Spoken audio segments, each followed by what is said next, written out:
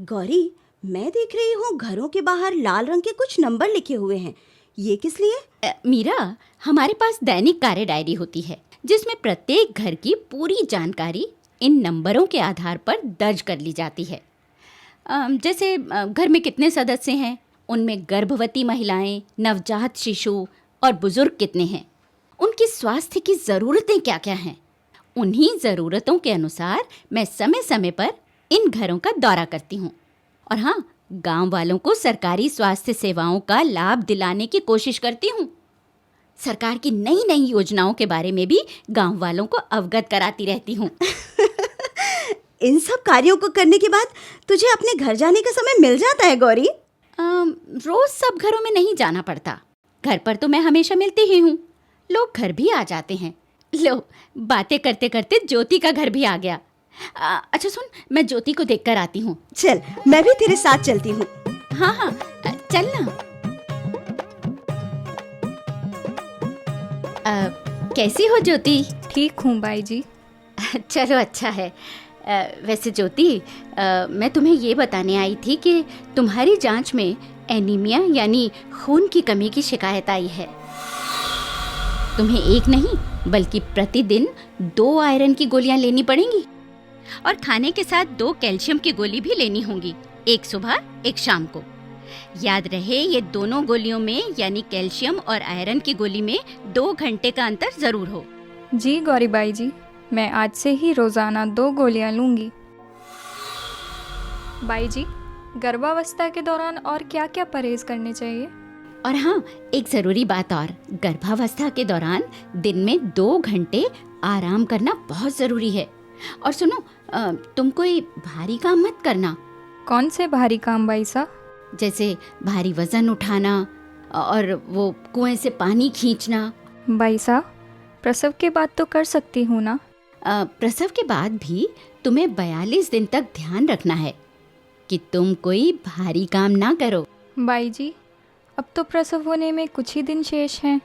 मुझे तो चिंता हो रही है और डर भी लग रहा है। अरे ज्योति, चिंता मत करो तुम। मैंने एएनएम बाई जी से मिलकर सारे प्रबंध कर दिए हैं। एम्बुलेंस के लिए भी कह रखा है। गांव के स्वास्थ्य केंद्र में ही डिलीवरी करवाएंगे। और हाँ, ज़रूरत पड़ी तो मैंने बड़े अस्पताल के डॉक्टर साहब का मोबाइल नंबर भी ले लिया है, वहाँ चले चलेंगे। जी बाई साहब। ज्योति, तुमने बच्चे के कपड़े तैयार कर लिए? वो तो माता जी ने कब से तैयार कर रखे हैं। एक बात और ध्यान रखना ज्योति, कुछ गर्म कपड़े भी रखना बच्चे के लिए। जी बाई साहब। आशा है ये राजस्थान की आशा है, स्वस्थ रहे जन जन यही तेरी आशा है। गर्भवती महिलाओं से मिलती है, खान पान समझाती है, गर्भावस्था में देख रेख बताती है। बाई जी, आप एक दिन बता रही थी कि प्रसव पश्चात PPIUCD लगवाने से दूसरे बच्चे के बीच बिना ऑपरेशन कराए ही अंतराल रखा जा सकता है, पर इन्होंने इसके लिए मना कर दिया। बोले कि परेशानी होती है। नहीं, ऐसा नहीं है। PPIUCD प्रशिक्षित एएनएम व डॉक्टर द्वारा लगवाई जाती है, जिसे आप जब चाहो निकलवा भी सकते हो। नहीं दीदी, मुझे बहुत डर लगता है। आप तो मुझे कोई और ही उपाय बता दो। वैसे तो अंतराल रखने के लिए और भी कई अस्थायी साधन हैं, जैसे निरोध व खाने की गोलियां। लेकिन यदि उनका इस्तेमाल नियमित व सही तरीके से नहीं किया जाए तो गर्भ ठहरने का खतरा बना रहता है।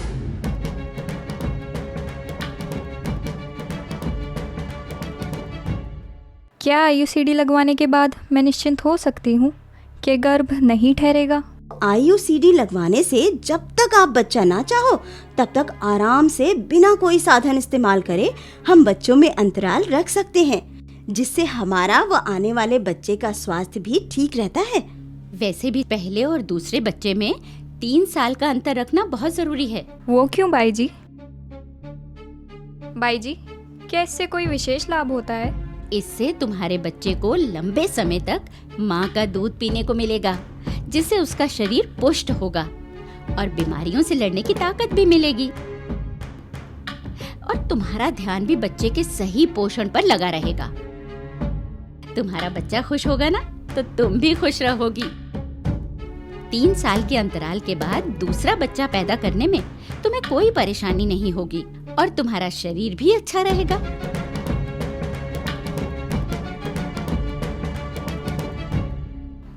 ठीक है बाई जी, मैं इनसे बात करूंगी और PPIUCD जरूर लगवाऊंगी। इन सब बातों का ध्यान रखना। अब मैं चलती हूँ। ठीक है बाई जी, मैं आपकी कही बातों का ध्यान रखूंगी। पहले और दूसरे बच्चे में हो 3 साल का अंतर, ये बार बार दोहराती है। गौरी, क्या तू सभी गर्भवती महिलाओं की डिलीवरी करवाने के लिए उन्हें अस्पताल लेकर जाती है? हाँ। अच्छा ये बता गौरी, ज्योति तो स्वस्थ है, लेकिन अगर कोई महिला बेहद कमजोर है और उसमें खून की कमी है, वो गर्भ धारण किए हुए है, तो ऐसी हालत में तू क्या करती है? ऐसी स्थिति को हम हाई रिस्क प्रेगनेंसी यानी अधिक जोखिम वाली माताओं की श्रेणी में रखते हैं और ऐसी महिलाओं की सुरक्षित मातृत्व दिवस पर महिला चिकित्सक से जांच करवाते हैं तथा नियमित रूप से मैं खुद उसका फॉलो अप करती हूँ। इसके अतिरिक्त प्रत्येक माह की 9 तारीख को प्राथमिक स्वास्थ्य केंद्र पर आयोजित प्रधानमंत्री सुरक्षित मातृत्व अभियान में समस्त गर्भवती महिलाओं की जांच चिकित्सक से करवाई जाती है। हाई रिस्क प्रेगनेंसी क्या होती है? देखो मीरा, अगर गर्भवती की आँखों, जीभ और नाखूनों का रंग फीका दिखता है तो ये लक्षण खून की कमी के हैं। और अगर गर्भवती महिला को घर के साधारण कार्य करने पर भी चक्कर आते हैं, सर दर्द होता है, आँखों के आगे अंधेरा छा जाता है या ब्लड प्रेशर ज्यादा हो जाता है, तो वो भी हाई रिस्क प्रेगनेंसी कहलाई जाती है। गर्भवती महिला का हीमोग्लोबिन स्तर अगर 11 ग्राम से कम है और उसकी उम्र 18 से कम या 35 से ज्यादा है, या फिर गर्भवती महिला बहुत कमजोर है और लंबाई बहुत कम है, या गर्भावस्था के दौरान रक्तस्राव इत्यादि होता है, तो ये सब हाई रिस्क प्रेगनेंसी के लक्षण हैं। अरे वाह गौरी, तू तो बहुत समझदार हो गई है। अरे देखो तो, बातें करते करते संतोष का घर भी आ गया। चल, इससे भी मिलना है।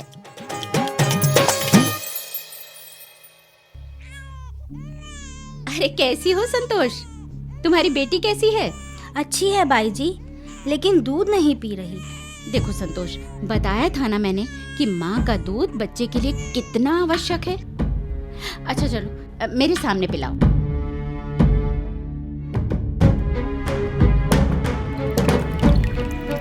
ऐसे भाई साहब?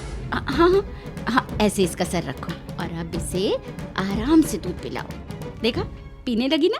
धन्यवाद बाई जी, आपने जो तरीका बताया है उससे तो मेरी गुड़िया आराम से दूध पी रही है। नहीं तो मैंने सोचा था कि कहीं कोई बीमारी तो नहीं हो गई है इसको, क्योंकि बाई जी ये कल से लगातार रोई जा रही है। अरे पगली, ये तो अभी केवल 7 दिन की ही है, इसे तो खुद से दूध पीना नहीं आता है ना। और अगर तुम इसे सही तरीके से स्तन से नहीं लगाओगी तो ये दूध कैसे पिएगी? देखो संतोष, मैंने तुम्हें स्तनपान के 4 संदेश सीधा, समीप, सामने और सहारा बताए थे। गलती हो गई बाई जी, आपने इसके जन्म के बाद मुझे बताया भी था, लेकिन मैं भूल गई। कोई बात नहीं, पर आगे से मत भूलना। जी बाई जी। संतोष, इसका वजन तो ठीक है, परंतु इसे हर 2 घंटे में दूध पिलाती रहना। और हाँ, तुम भी अपने खाने में दूध, दलिया और हरी पत्तेदार सब्जियां लेती रहना। जी बाई जी। जब घर आए नन्हा मेहमान तो देखभाल सिखाती है, खतरे के लक्षण दिखते ही उपचार कराती है। ये लो, उषा का घर भी आ गया। कैसी है माता जी? अच्छी हूँ। उषा कहाँ है? उषा तो भीतर है। पर तू किस लिए आई है? तेरे घर पर कोई काम नहीं है क्या? अरे उषा, कैसी हो? ठीक हूँ बाई जी। कल हमें स्वास्थ्य केंद्र चलना है ना तुम्हारी नसबंदी करवाने, तो तैयार रहना। हाँ गौरी बाई साहब, गोलू की पापा से मेरी बात हो गई है, वो भी मेरे साथ ही चलेंगे। अरे खबरदार, जो नसबंदी कराने गई तो।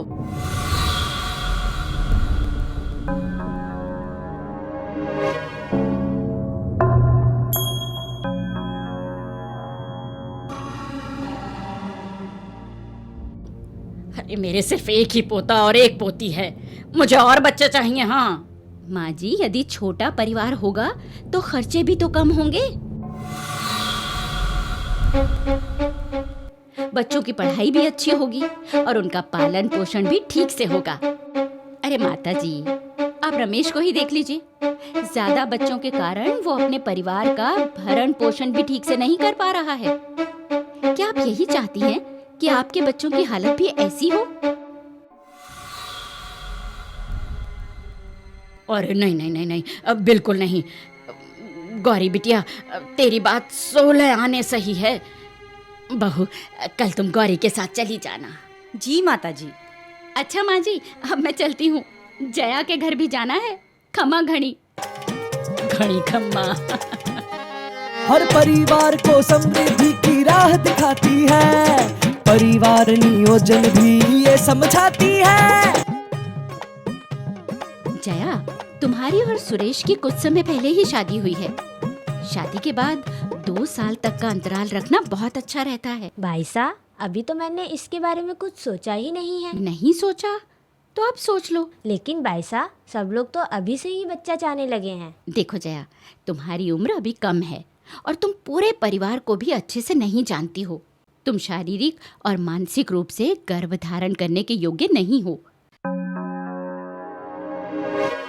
देखो, एक स्वस्थ बच्चे को जन्म देने के लिए ये बहुत आवश्यक है कि एक महिला शारीरिक और मानसिक रूप से तैयार हो। भाई साहब, अच्छा किया जो आपने मुझे ये सब बता दिया। अब तो मैं आज शाम को ही इनसे बात करूंगी। देखो जया, परिवार नियोजन में संतान के जन्म में देरी के लिए या अंतर रखने के लिए कॉन्डम या गोलियों का इस्तेमाल करना चाहिए, या फिर कॉपर्टी लगवा लेनी चाहिए, या गर्भ निरोधक इंजेक्शन लगवाना चाहिए।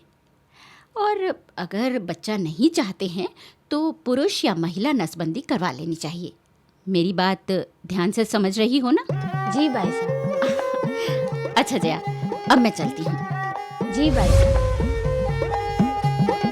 आशा है ये राजस्थान की आशा है, स्वस्थ रहे जन जन यही तेरी आशा है। हर परिवार को समृद्धि की राह दिखाती है, पहले और दूसरे बच्चे में हो 3 साल का अंतर, ये बार बार दोहराती है। गौरी, ये बता, ये सब बातें तूने कहाँ से सीख ली? मैंने ये सब बातें अपनी ट्रेनिंग में सीखी हैं। ओह, अच्छा गौरी, अब मैं घर चलती हूँ, बहुत समय हो गया है। ठीक है मीरा, अब मैं भी चलती हूँ, फिर मिलेंगे। आशा हूँ मैं